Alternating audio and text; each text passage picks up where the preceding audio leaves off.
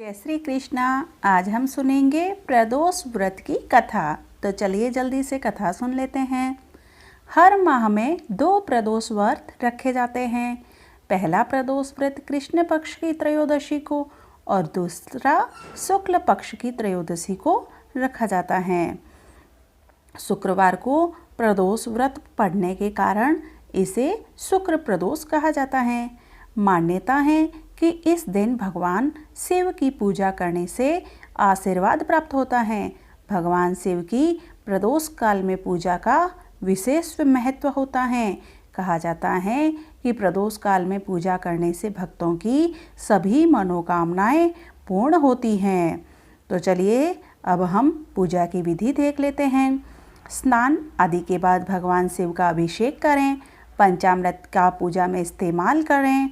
भगवान शिव की धूप व दीपक से आरती करें। महादेव जी को भोग लगाएं। प्रदोष व्रत का संकल्प लें। प्रदोष व्रत के दिन व्रत व नियमों का पूरे दिन पालन करें। शाम को महादेव जी की पूजा करने के बाद आरती उतारें। अगले दिन व्रत का पारण करें। चलिए तो हम कथा सुन लेते हैं। कहा जाता है कि नगर में 3 मित्र रहते थे। एक राजकुमार, दूसरा ब्राह्मण कुमार और तीसरा धनिक पुत्र। राजकुमार और ब्राह्मण कुमार विवाहित थे, लेकिन धनिक पुत्र का विवाह तो हो गया था, लेकिन उसका गौना शेष था। एक दिन तीनों मित्र स्त्रियों की चर्चा कर रहे थे। ब्राह्मण कुमार ने कहा स्त्रियों की प्रशंसा करते हुए कि नारी के बिना तो घर भूतों का डेरा होता है।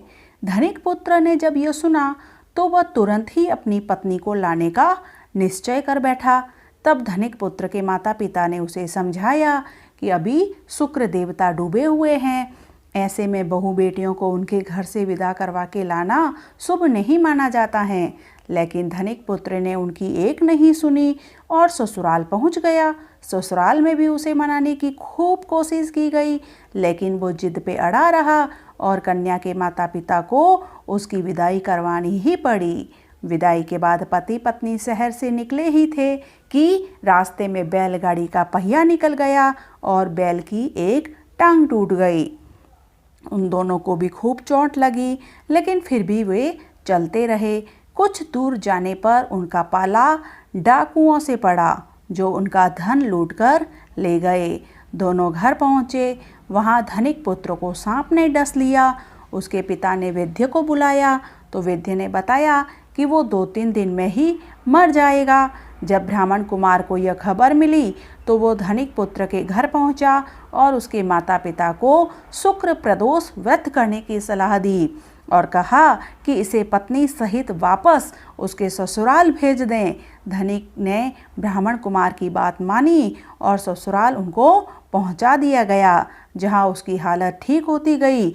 यानी शुक्र प्रदोष के महात्म्य से सभी घोर कष्ट दूर हो गए।